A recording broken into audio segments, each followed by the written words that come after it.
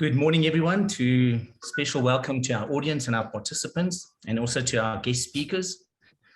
Welcome to our quarterly webinar. So this is presented by BTG Mauritius. We're running it under the name and style of Living and Working in Mauritius. Just by way of introduction, my name is Kersley Vinay. I'm a chartered accountant and a director of BTG Mauritius. And I've lived in Mauritius for 2.5 years, lived and worked in Mauritius. I'd just like our guest speakers to introduce themselves. So Hugo, if you can go first, please. Good day. Thank you so much, everybody at BTG. My name is Hugo van Zyl. I know Boris from BTG from, I think, at the 2003 when we did all those tax amnesties. So it's been a while that Boris and I know each other, and I've been helping BTG and their clients for many years. My business in South Africa is called Tax Forum. My business international is called Wegkaner, Away African, and that focus on the people that tax immigrated, initially exchange control immigrated, but we'll update you on those new rules. So I'm based in Cape Town and I have a practice in Dubai, not yet in Mauritius. So that's a tick box to be done. Okay. Thank you, Hugo. Candice. Hi, everybody. Great to be here. As I'm sure you can hear, I'm also South African, but I've been living in Mauritius since 2006. So a good long while. I've gotten to know the lay of the land quite well. And I've obviously been through the whole permit thing myself, being South African. I serve as part of the relocation team with BTG. So we assist with permits, with relocation, with just everything that it entails in getting your family here, getting your family settled. Basically, we're your port of call for anything, any assistance you need on the relocation side, even if it's just learning how to set up your DSTV or where to get keys cut or anything like that. So that's what I do with Pravesh, who is also on the relocation team, and he's also the business development executive with BTG Mauritius. Fantastic. Thanks, Candice. That's a lot of experience of living and working in Mauritius. And then over to Johann. Yes, hi, good morning, everybody. My name is Johann Strauss. I'm also a chartered accountant. I've been with the BTG group for well over 5 years now. The first 3 years I've spent in Mauritius, so I know the process to immigrate or to go to Mauritius, immigrate in a way, and then also the process to come back. So I'm back in South Africa doing business development and based out of Somerset West, Stellenbosch. Thanks, Johann. Thanks very much.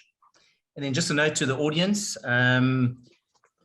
just on the open chat box, if you've got questions, if you can just send them through, and we'll try and get to them either during the course of the webinar or towards the end of the webinar. I don't think we'll be able to address all of them, but we'll do our best. Okay, so let's just start with the process of leaving South Africa, and we're just going to touch on tax immigration. I mean, I attended Hugo's webinar just a short while ago. There was 2 hours on this tax immigration, so quite a wide topic. But today we're just going to touch on a few pressure points. So Hugo, there's been significant changes to exchange control and the related SARS approval processes for expats to remit funds from, say, South Africa to Mauritius, where they now reside. Could you give us an example of the changes in respect of a person that left before 2001 and has no tax number versus a person that has recently left South Africa?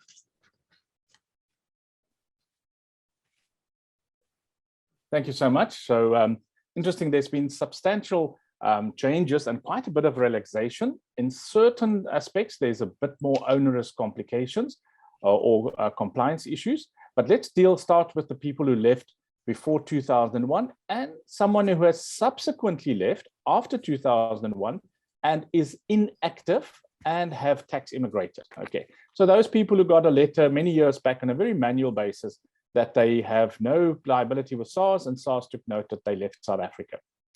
Those people can now take an inheritance out of up to 10 million rand without reactivating their tax number, without prior approval, and they merely must give a sworn affidavit to the bankers that they are inactive on the SARS system. How do you get your money out? The executor must ask for that transfer to be done. Okay, so the executor. For those who are beneficiaries of offshore trusts, remember in the old days, if it was funded by your father and he was still alive, it was double blocked. We couldn't get the money out. Now, on a TCS PIN, good standing, issued to the trust and proof that you are no longer tax resident in South Africa and inactive on the system, the money can leave South Africa.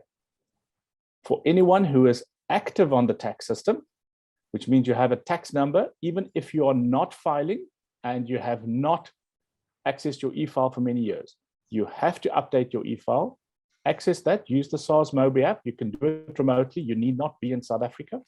You can then do in most cases, a foreign investment allowance, the TCS, for 10 million. But do note, one of the more draconian changes, we don't like it, but that's the fact as it stands at the moment. If you have tax immigrated, you are not normally living, not ordinarily, Reserve Bank use the word normally living in South Africa, you are not able to use your 1 million single discretionary allowance. So you cannot use your South African credit card outside of South Africa unless the goods gets imported to South Africa, and then there's a daily limit of 50,000 rand. Sure, very interesting. Thanks, Hugo. You just made reference to the TCS pins. What is the difference between tax clearances known as TCS pin foreign investment allowance, TCS pin good standing, and TCS pin tax immigration? And how many TCS types are there? There's actually a fourth one, TCS tender, which only South African tax residents and corporates can get. So on the first three, there's two options. There's one as a non-resident, tax definition non-resident, and one as a resident. So let's start with the TEC, tax immigration clearance. If you have done that and SARS has given you that clearance, the information on your South African balance sheet is then also shared with the Reserve Bank. Thereafter, very important, once you have a TEC pin for immigration, okay, you can then every year send your income out of South Africa, and that income up to 10 million rand with the TCS good standing. Can you see the interplay? So first, once you have the TEC, tax immigration clearance in play, then you can remit your income, the dividend streams and the salaries and so on a TCS good standing. If you have not tax immigrated, and sadly for all those who are conned into financial immigration or formal immigration, if you had a blocked account, any asset post block account, so block accounts were switched off to normal accounts, they have to do the TCS foreign investment allowance, FIA, the 10 million. However, if those people who had blocked accounts decide to do a tax immigration clearance, the new system, the online one, then they can also revert to the TCS good standing. There's one other category of person that can take money out of the country. That is someone who has retired and gets a living annuity, either annually or quarterly or half yearly or monthly, or any pension from a South African pension fund. They can, on a TCS pin good standing and a foreign address and a foreign bank account presented to their authorized dealer, they can take their entire, everything from the retirement fund that they get per year as annual or monthly benefits, they can take out of the country without tax immigration clearance. So to summarize, TCS good standing, always do that. Do that every year. It's free, it's overnight, costs you nothing.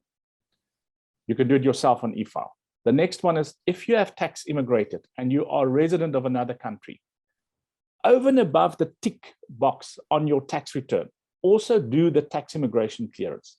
Submit those 3 years of balance sheet, because now the Reserve Bank says everything up to 10 million on good standing can go out. If you go above 10 million, then you need to go to the Reserve Bank. Okay, so practical example, if you've done the tax immigration clearance and you have shares in a South African family company that's worth 15 million rand, you can transfer that shares to your Mauritian trust or your Mauritian holding company as you choose. No cash needs to come into South Africa, and that is in lieu of your 10 million. It's a little bit above 10 million, no problem. That 10 million is a glass ceiling, and the Reserve Bank will approve that. Why will I use a company? I'm sure someone else will deal with it later. The dividends withholding for a South African company to a Mauritian company, normally 5%. For a South African company to a Mauritian trust or any trust anywhere in the world, 20%. Okay, thanks. So Hugo, having said that, who should consider the more complex TCS and who should stick to the TCS foreign investment allowance? It's everyone's own decision. If you're very close, so you have really like 3 or 4 million rand left, and the rest of your money comes from a living annuity every year, then do the FIA, get your last bit of cash out, no problem.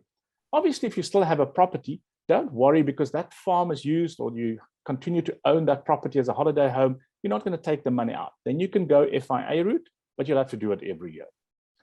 If, however, you have substantial assets, more than 10 million, plus you have a South African family company that you would like to take out of the South African Estate Act or State Administration Act, then I really think it's important that you do the TEC and you transfer those assets out of South Africa, because the TEC, the difference between an FIA and TEC is, if you've done the tax immigration clearance, you can take assets out of South Africa and change the address. So a share in a South African company can change to a non-resident shareholder. Where in an FIA, you can only take out cash. Great, thanks, Hugo.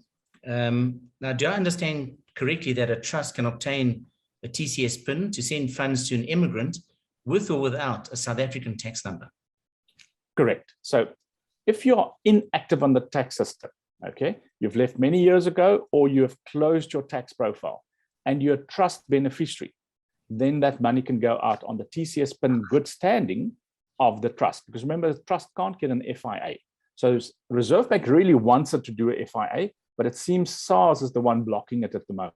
So if you look at the exchange control rules, there seems to be not that much restrictions between a South African trust and a South African individual, as long as the recipient, the beneficiary, is living abroad. So very important, if you are a continued beneficiary, so you're ongoing getting income from a South African trust, I would suggest do your TEC, get all your money out, close your tax number, and then let the trust send the money out. So the trust sends from their account to your account. But remember, you cannot close your tax number in South Africa. Can't go inactive if you have immovable property, fixed property in South Africa, property-rich shares, so shares in a company, that's a property company, any retirement benefits or ongoing living annuity, then you can't make your tax number inactive. SARS may not necessarily ask you to file a tax return, but you need to file. On that, can I just quickly chip in? I had a shocking realization yesterday, and I must admit, you learn every day. A client came to me yesterday, 42,000 Rand administrative penalties from SARS because he filed his tax immigration clearance. He left 18 years ago, okay? So had no assets, no capital gains tax. We could really do an easy VDP. VDP does not deal with admin penalties. And SARS argument is, if you look at the annual notices, it says anyone with assets more than 1,000 Rand or liabilities more than 1,000 Rand in South Africa is obliged to tax file. So the fact that you have a property that you use as a holiday home and you never rented it out is no excuse for not tax filing. And we lost the case. SARS says we want 42,000 Rand in penalties. Sure. Yeah, Hugo, that is shocking. And as you say, tax in South Africa is very complex. And I know from our side, we always strongly advise our clients to consult with someone like yourself. Thank you. To ensure that their affairs are correctly in order, because there's a lot of misinformation out there at the moment. Absolutely. And the biggest one is that they think that if they did formal immigration or financial immigration, they closed everything in South Africa, including their tax number, and it's not so. Yeah. Sure. Okay. Hugo, thanks very much. As I said, we just had time to touch on a few pressure points. Thank you for that. So if we can move on to Candice, our relocation lady. So Candice, can you give us a short breakdown of the permits available to foreigners looking to relocate to Mauritius and the basic costs involved? Sure, Kersley. So there's quite a few options. Obviously, I see, we'll just give Shalinda a sec to put that on. So I'm just going to touch on them very briefly. Obviously, if you're wanting more information, the best is to come and discuss your particular situation with us. So the first two permits we'll look at are the investment permits. You've got the investor permit and you've got the self-employed permit. So both of them require a US dollar investment into the country. Just to clarify there, that US dollar investment, it's either 50,000 for the investor permit, as you can see, or 35,000 for the self-employed permit. That is not money that you're giving to the government. It's money that you can invest in either your personal bank account or your business bank account based on the permit in the country. The biggest difference really is that the investor permit is tied to the incorporation of a company, so either a GBL or a domestic company, whereas the self-employed permit is a one-person business. So it's somebody who decides to set up, say, for example, a consultancy firm, and they're just running it on their own. They're consulting to either locals or to international clients, and it is something along the services sector. I'll talk a bit more about the self-employed permit a bit later. And both of these permits are obviously 10-year validity, and they are renewable. Then you've got the retirement permit. So you obviously need to be, just previous one, thanks. You need to be at least 50 years old or over. And the initial investment for a retirement permit is quite low. It's $1,500 per month. Then you also need to bring in $1,500. So the initial investment is $1,500, and then you also need to bring in either the aggregate of $18,000 per year or $1,500 per month. Again, it's a 10-year renewable permit, so quite a good option for anybody over the age of 50. And then you've got the innovation permit, which is not really, it's not a very popular permit. Basically, it's these need to go for specific case-by-case approval by the EDB, the Economic Development Board, and they make the decision. But the reality is that you need to invest at least a minimum of 20% in research and development in your innovative project. And again, that's a 10-year permit. And then looking at some of the other permits, I'm sure a lot of you have heard about the residence permit that is related to a property investment.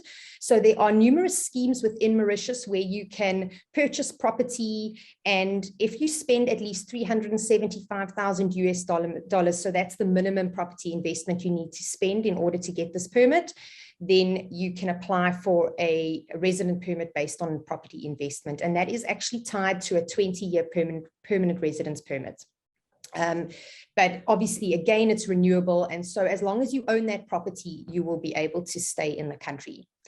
Then you've got the premium visa, which I'll also chat about a bit more about a little bit later. Your premium visa, it's a relatively new permit that came in round about a year and a bit ago, just post-COVID last year. And really what it does is it allows any professional who's working remotely, who's drawing income remotely, to come and live with their family in Mauritius and basically enjoy the Mauritian lifestyle, but they're not entering the Mauritian or the local workforce. So you need to, as the main applicant, proof of funds that you are able to earn at least $1,500 per month. And then based on your dependents, it's an additional $1,500 per spouse, or for your spouse, and $500 per child.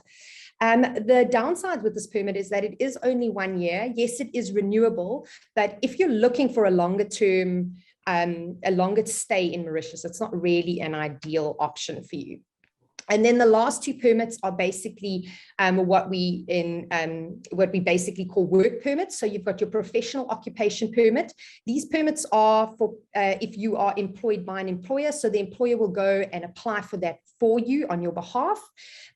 So really the main thing is that for the professional occupation permit, you need to earn a salary of at least 60,000 rupees per month.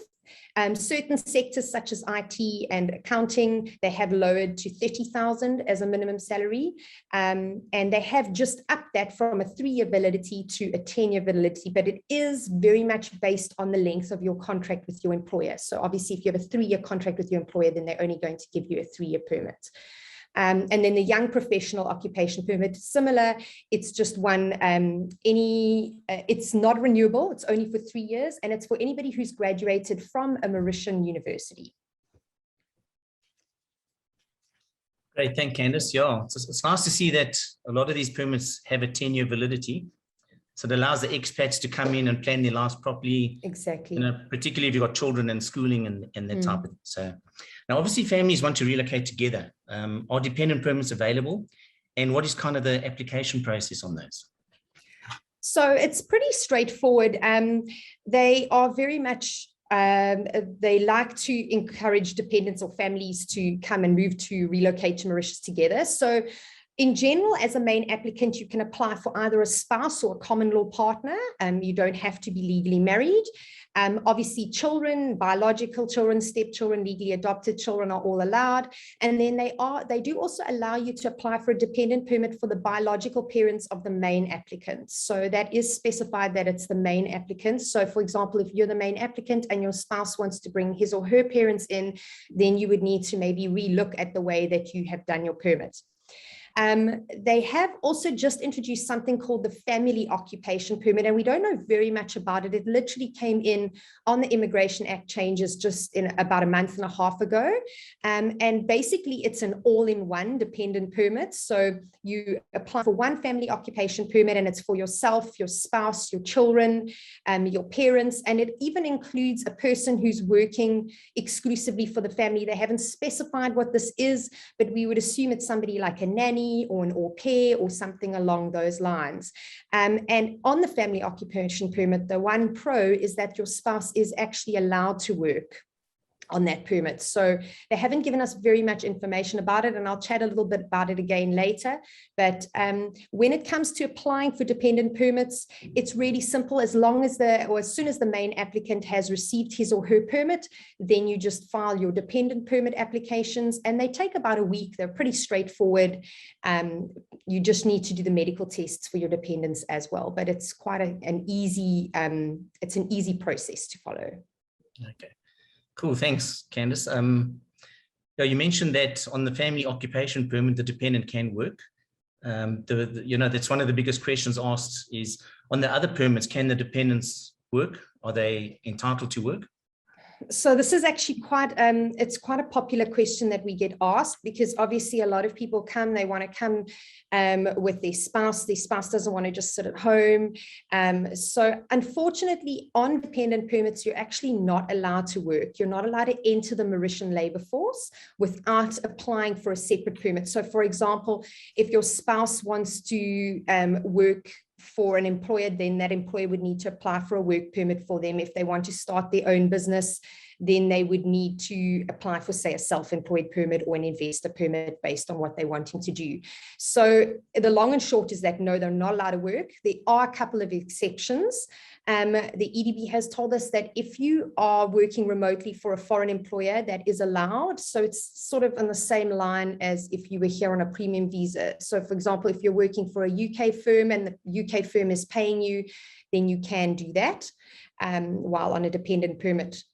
You can also work locally while on a resident permit under a property investment scheme. And again, that's if you have invested that minimum amount of $375,000 into the property. You can actually work without a work permit or an occupation permit on that permit. And then the last one, as I've mentioned, is on the family occupation permit. They have specified that yes, the spouse is actually allowed to work without applying for a separate occupation permit. Okay, great, thank you. You mentioned the self-employed permit earlier. So there seems to be a little bit of confusion around that. What exactly does self-employed mean? So I think the confusion comes, Kersley, with, people think about how their business is set up and whether it's a sole proprietorship or not, and that they feel that that's what qualifies them. But it's actually quite separate to that. So basically, you can apply for a self-employed permit if you are a one-person business only. So you're not allowed to employ a staff. You're working on your own. You're working for your own account. And it has to be within the services sector. So you can't go and open a shop, but you can. We've got lots of clients that come on and they consult. So either to one employer in say South Africa or in the UK, who takes them on as a consultant as opposed to an employee, and then they set up their consultancy and they continue what they were doing, but they do that from Mauritius. So it's quite a popular permit, and I think the vast majority of the people coming in at the moment are coming in on self-employed permits.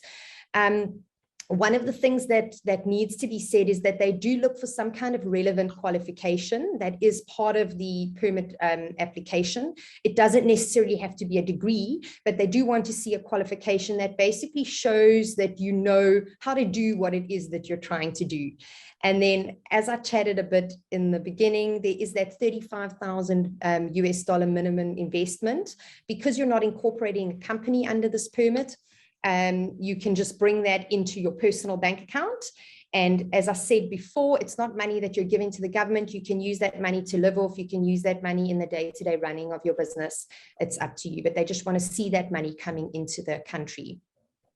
One thing that you do have to do is you have to show an annual turnover of at least 800,000 Mauritian rupees per year, and that's only from year 3. So it's quite nice. They've given that grace period where people who are getting that business off the ground have got that little bit of wiggle room if they haven't quite made that. But after year 3, they do look at that minimum 800,000 Mauritian rupee annual turnover.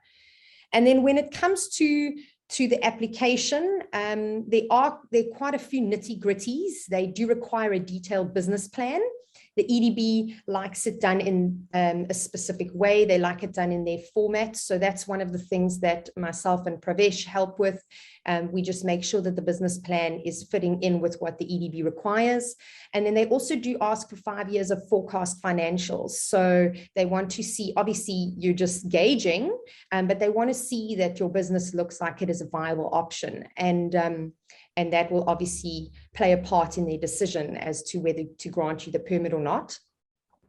What they also do require is 2 letters of intent. And I find that this often tends to trip people up a little bit. They're not quite sure what a letter of intent is. Is it a contract? So it's really just a simple letter from potential clients saying that your business looks like something that they would be interested in working with you on, or they would be interested in possibly using your services, whatever they may be. So it's just really a letter addressed to you as the applicant from potential clients, and they can be local clients or international clients, but you do need at least 2 of those. So that's sort of the self-employed permit in a nutshell. I have mentioned before, it is a 10-year permit. It is renewable. You can bring your dependents over on it. You can bring your pets over on it. You can rent. It's a completely full permit and really a good option for many, many people. Yeah, thanks, Candice. Thanks for unpacking that. If I can jump in, just a quick question on the self-employed permit. I think one of the questions I get a lot is there's no need to set up a company as such. You trade through your own personal bank account. Is that correct? Yes, yes. So because it's a one-person business, there's no company incorporation, there's no business bank account required. You basically have one tax number between yourself and your business. There's just one tax number. So they just want to look at expenses at the end of the year and income, basically, if that answers your question. Yeah, no, perfect. Thank you. Yeah, that sounds like a good option. You know, a lot of clients come through thinking it's only the investor permit at 50,000 that's kind of available. So yeah, very interesting. Thanks. And then you mentioned earlier the premium visa. That seems to be quite a good option. You know, how does that premium visa work? And most importantly, once you're on the premium, can you switch to any of the other type of visas or permits?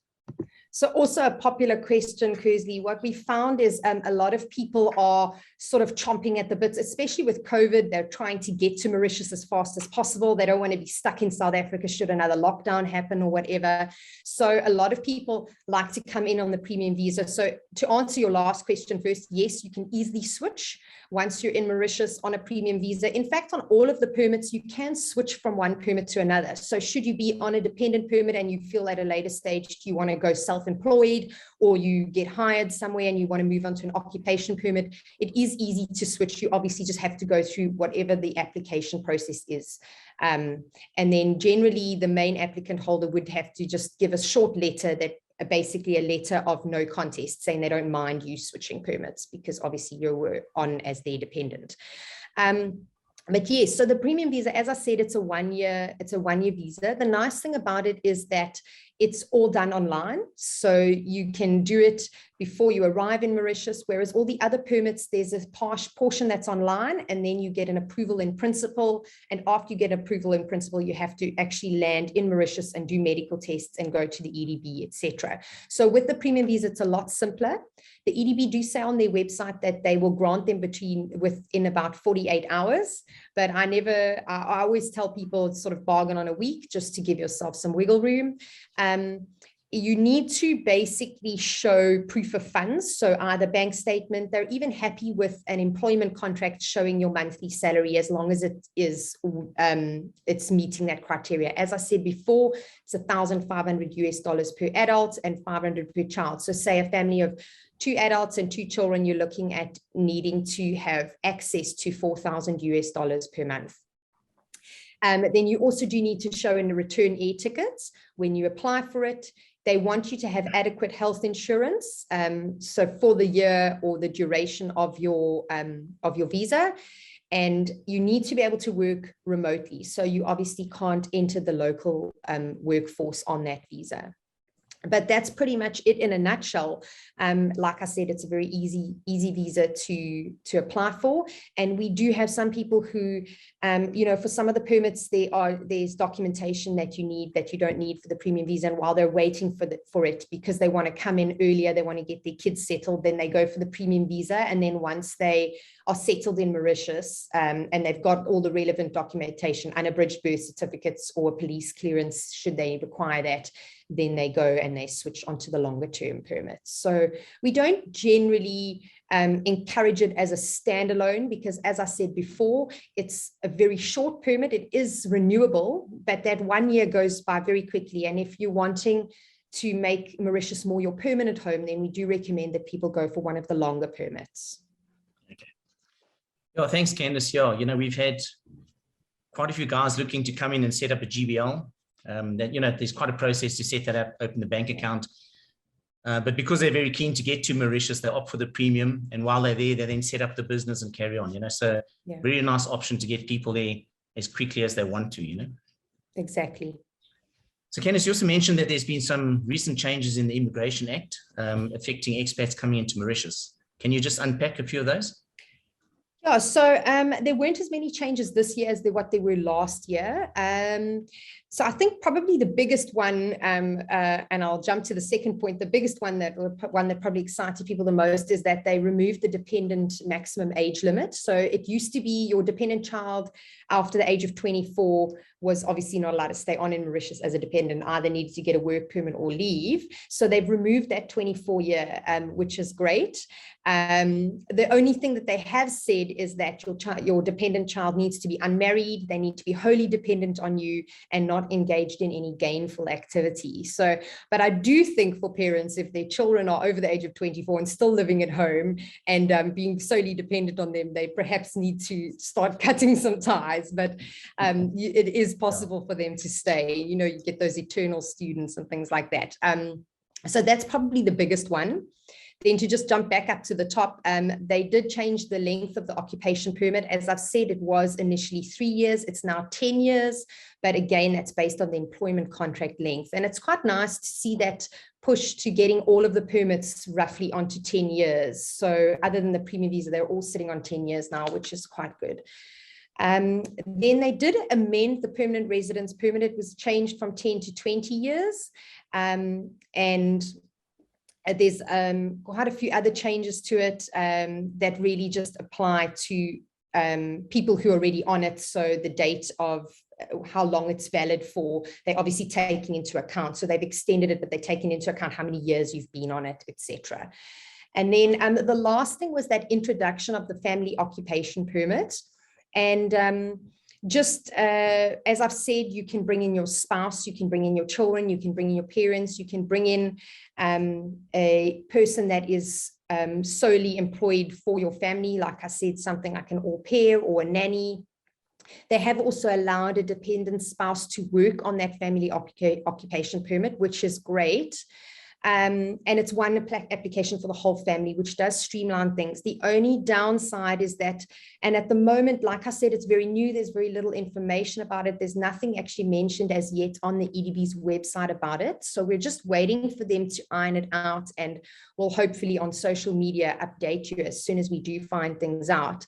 At the moment, the only way to apply for this permit is if you invest $250,000 into the COVID-19 Project Development Fund, which for a lot of people is just not a possibility. So that's the only hindrance at the moment, is that's the only criteria and how to apply for it. But I'll be interested to see what changes they do introduce, and how, if they do change, if they change that investment or lower it, or maybe add some other options for people to apply for it.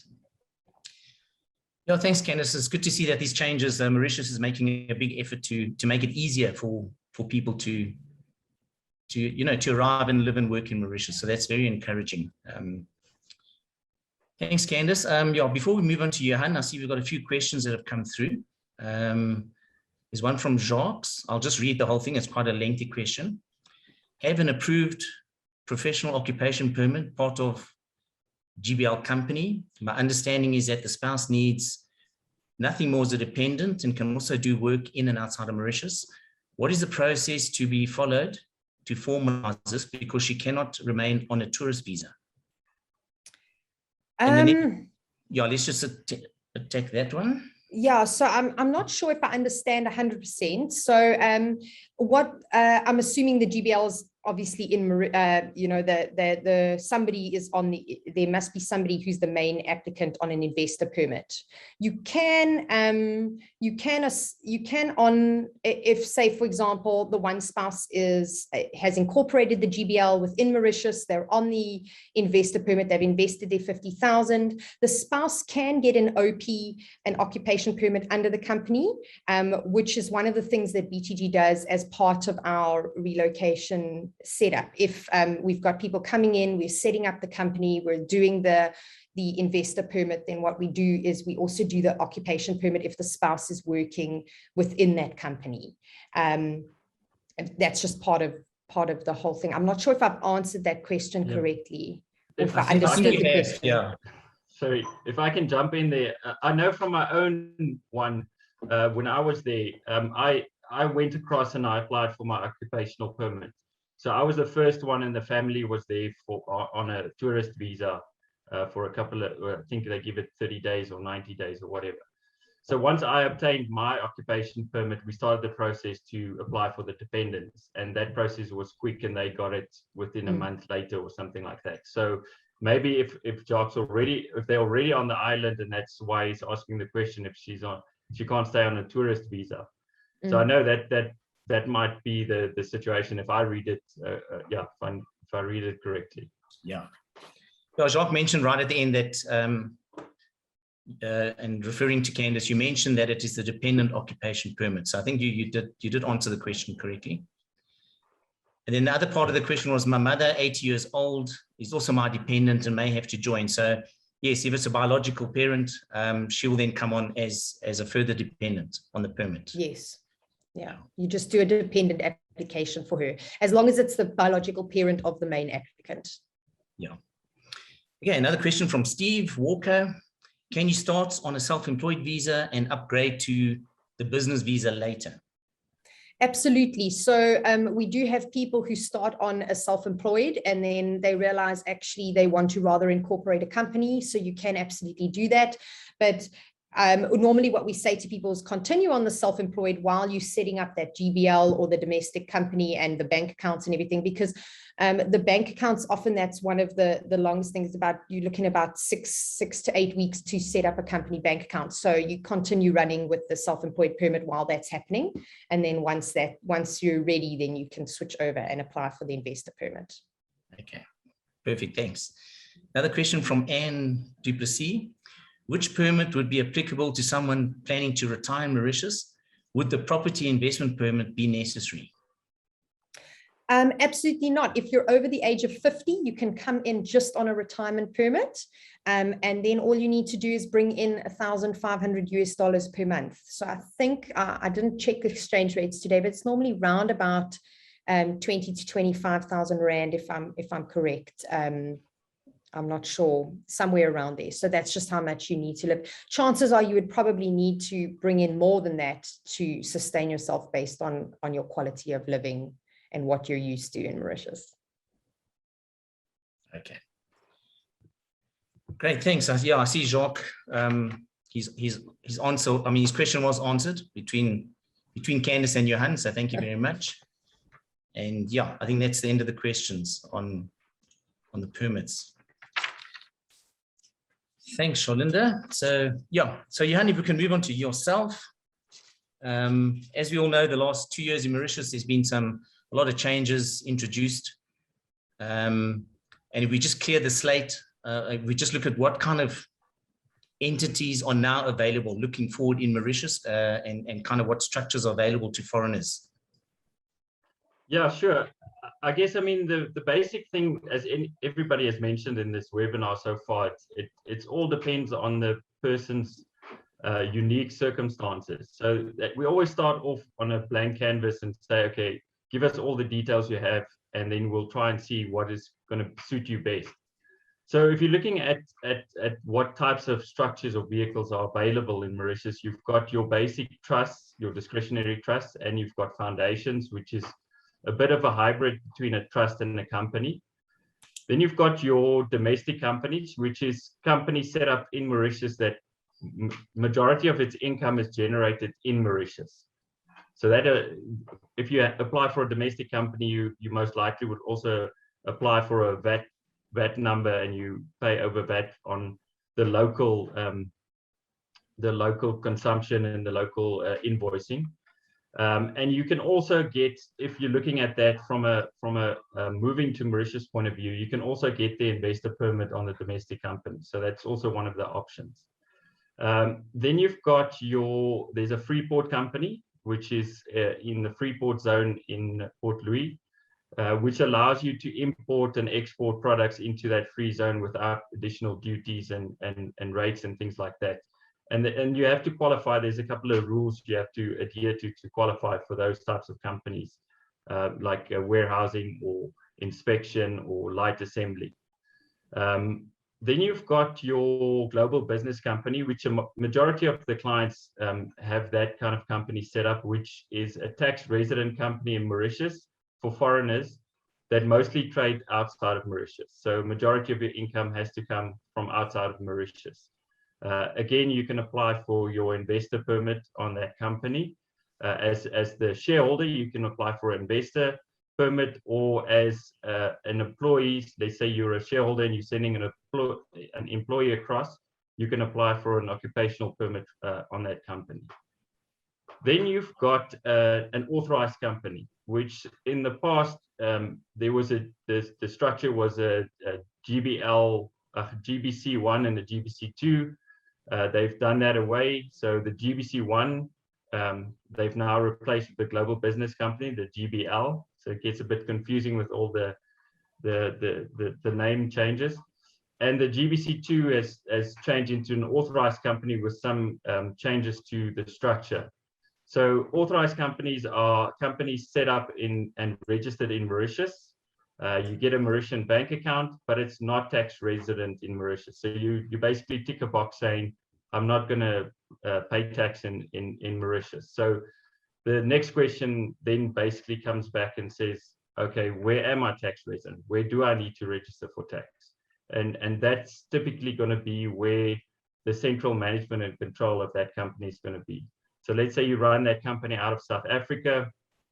You the sole shareholder and sole director, you make all the decisions in South Africa, then typically you need to register that company for income tax in South Africa. Then we've got investment vehicles like protected sale companies and also limited partnerships.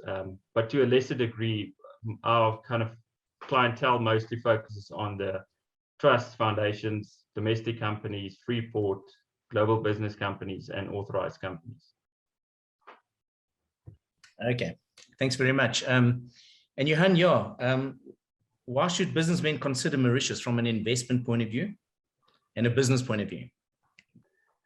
Yeah, so I think Mauritius has obviously done a lot in the last couple of years. I mean, if you take over the last 30 years, a lot of trying to attract more capital, trying to attract more businesses into Mauritius. And some of the things why people are considering it, especially from a South African point of view, the close proximity to South Africa, to be able to fly out to Mauritius, spend time with your team. If you've got a team in Mauritius, fly back to South Africa, you can do that all within a day or two. Mauritius has got a very stable political and banking environment, which also helps a lot. Great fiscal benefits. The tax rate, corporate tax rate, is 15% on all companies, and if you do qualifying import-export business, you qualify for a 3% tax rate. There's also a very low dividend tax and interest taxes, and yeah, if you've got a local company in Mauritius, a domestic company or a GBL, and you've got a trust owning the shares in that company, if you declare a dividend, there's no dividend withholding tax on that dividend that goes into your trust. It's ranked, or was ranked, 13th globally for ease of doing business. So definitely ranked quite high in terms of ease of doing business in the country. It's well regulated and very good corporate governance. It's rated #1 in Africa for good corporate governance. And then it's got a well-educated bilingual workforce in a convenient time zone. So depending on where your focus is as a business, where your clients and customers are, very centrally located in terms of Africa and Europe. And then it's also a member of many trading blocs, including the COMESA, the SADC, and the African Union, which allows also the free trade between the entities, and obviously a large number of double tax agreements signed with African countries. Okay. Thanks, Johann. Yeah, and I think another strong point there, specifically for South Africans, is that there's no foreign exchange regulations in Mauritius. So you can trade in multiple currencies, you can remain in currencies. There's no obligation to convert into local currency. So I think that's also a big attraction for specifically South Africans. So Johann, over the last couple of years, as we say, there's been quite a few changes in Mauritius, substance requirements, tax rate changes, particularly recently now with there's an impact on trusts and foundations in Mauritius. Can you just maybe unpack a few of those, and should businessmen now be worried about coming to Mauritius? Yeah, I guess, I mean, the global taxes have been a big topic of discussion over the last couple of years, especially now with the suggestion of a minimum global tax. It's 130 countries and jurisdictions representing more than 90% of global GDP have joined in that discussion and that statement to establish that minimum tax. So I think in light of Mauritius, they've definitely taken leaps and bounds in the last couple of years and made some changes, though not always very popular changes, but I think generally going forward, very good changes for the Mauritian environment to align themselves with these changes that are going to come.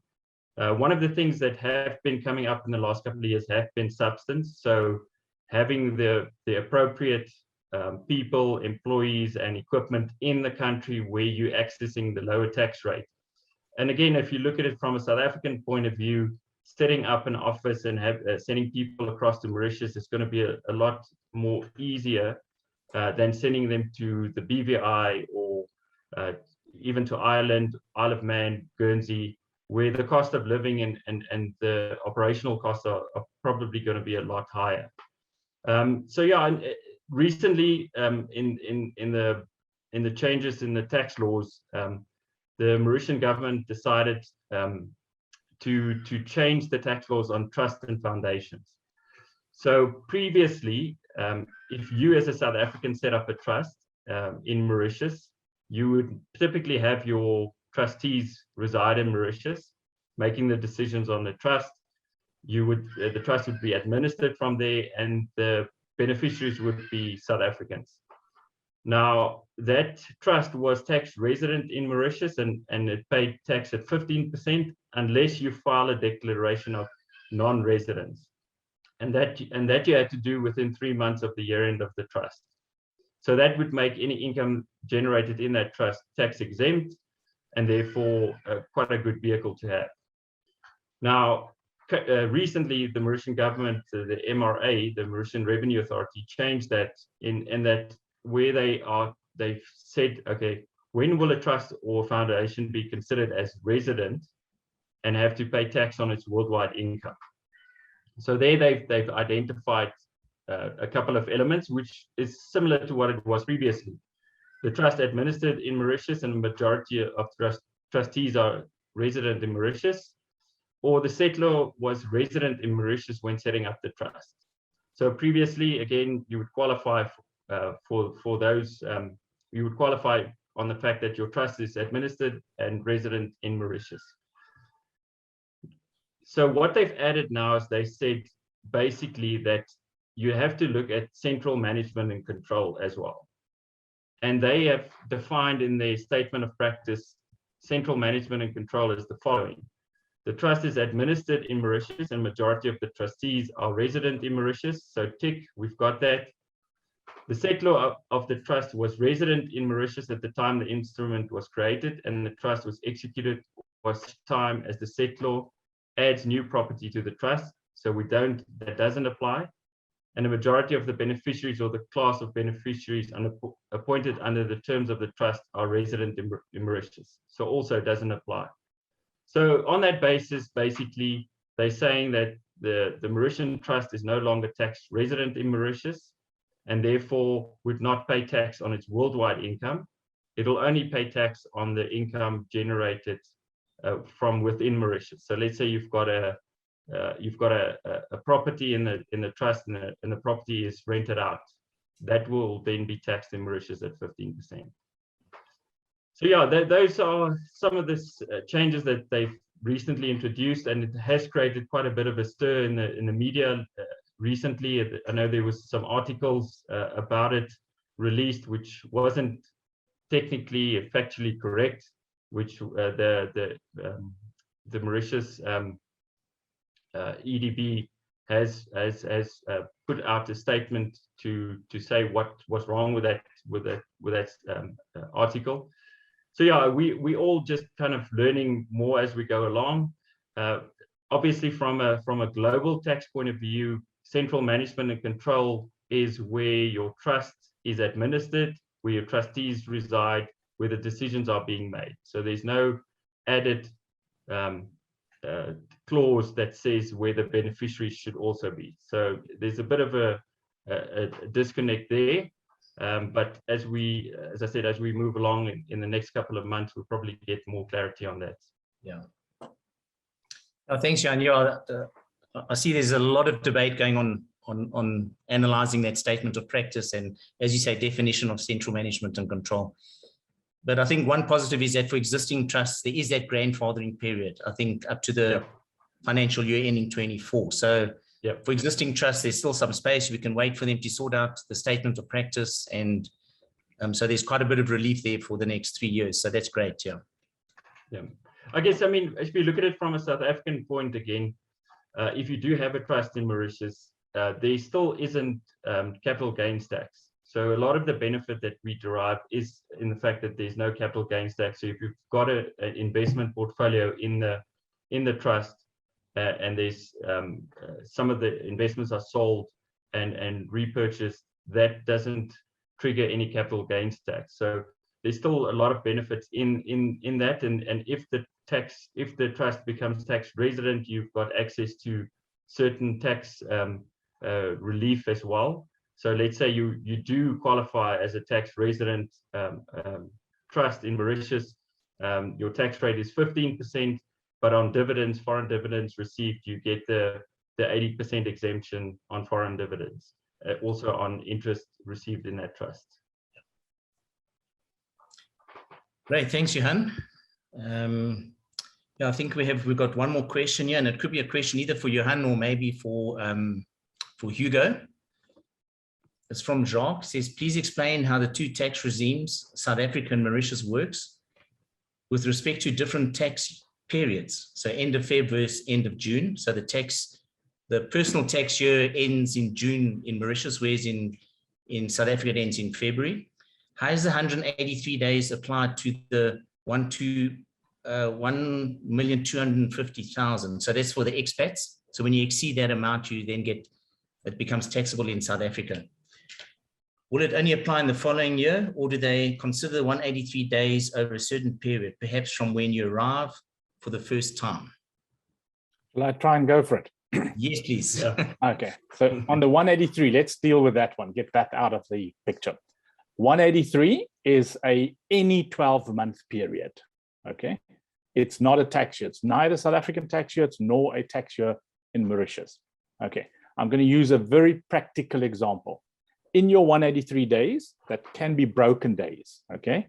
But they must add up. Aggregate must be 183 days and must be solid days outside South Africa. The day you leave is not counted, okay? The day you arrive back is not counted. In the middle there must be 60 days, or somewhere in that 183 days, must be 60, more than 60 continuous days. So it must be 60 solid days plus 1 second, okay? So best is 61 nights, okay? Easier interpretation. You must be in Mauritius solidly, non-stop for 61 nights.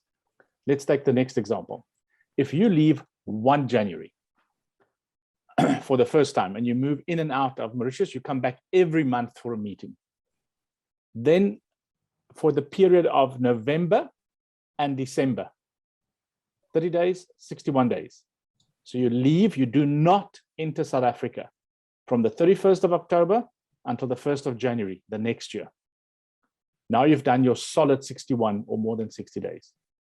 But that 60 days, the 12 months is calculated as follows. On the 1st of December, it's the first of 12 months forward. Okay.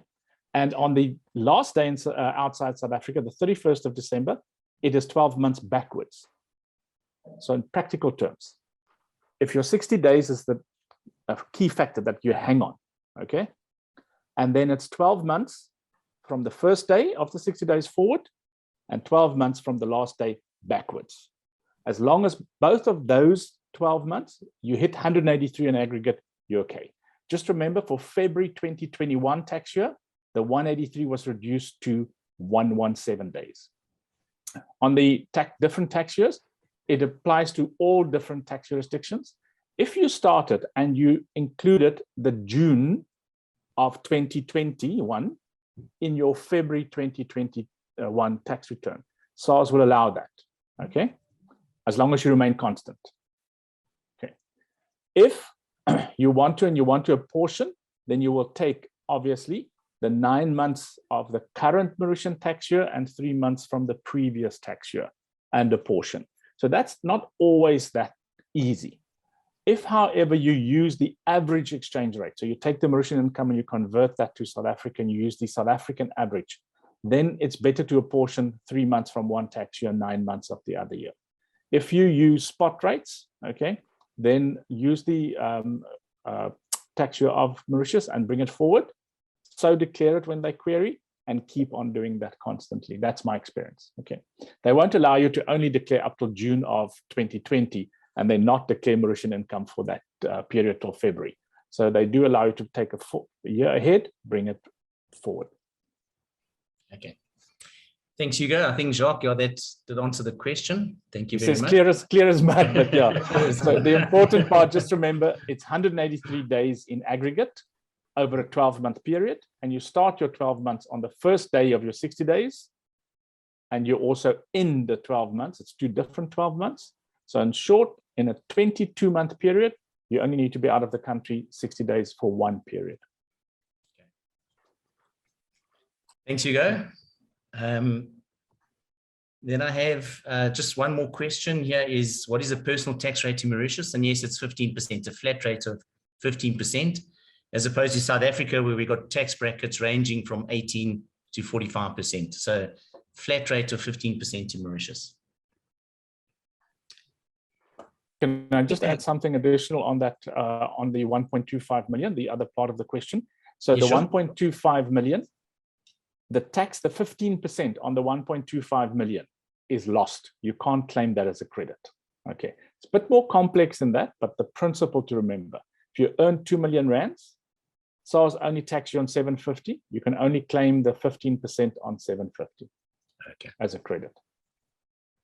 Okay, that's interesting. And Hugo, when you claim that credit, is obviously there's a space in your e-filing return to claim that. Correct. Yeah. Okay. And at the moment this year, we all know it triggers a lot of queries, and you must be able to provide support for it. So if you don't have a pay slip that shows that, you need to wait for your Mauritian assessment for June 2021 to come out. Then you can use the assessment as credit. Okay. Thank you. If I can ask you a question there on that one. So let's say you leave South Africa with the intention to go and work in Mauritius for the next 5 years. And you leave South Africa, let's say you leave it now, the 1st of October. So you'll pay tax in South Africa up to the 30th of September. And then in your tax return in February, because you're now in the process, or your intention is to move to Mauritius for a long time, you're not going to, maybe you spend a couple of days in South Africa, but it's not going to trigger being back in South Africa. The income you generate in Mauritius from the 1st of October to the 28th of February, that would be taxed in Mauritius and not taxed in South Africa. Correct. So if, yeah, that's correct. So the important part, and I need correction from you guys, I understand your tax system is either if it's your only domiciled home, or 183 days in your tax year, okay, or 270 over 2 tax years. Okay. So if in the June 21 tax year, you are deemed Mauritian tax resident for whatever reason, then your example is correct. Okay. Okay. If unfortunately you left in January of 2021, okay, then you're still going to be tax resident in South Africa until June of 2021, which is 22 tax year, because the first tax residency year in Mauritius starts 1 July 2021. So a little bit of a complex. So I always say to people, when you're in a 183-day jurisdiction like Mauritius, try and go on the 184th day before the tax year end. It just makes it easier. Okay. Yeah. Perfect. Thank you. Great. Thanks, everyone. I think our time is up. We wanted to contain this to an hour. We're on just 2 minutes over. I see we don't have any other questions. Just to let the participants know that we will make a recording of this webinar available, and Charlinda, our marketing lady, will also share a list of contacts so that you'll be able to contact any one of us. Feel free to email us or give us a call. So thanks to all the participants for attending, and to the guest speakers, thanks very much for your time. Hugo, especially, I know you're you're traveling this afternoon or this evening. Safe travels. And that brings us to the end of the webinar. Thanks very much, everybody.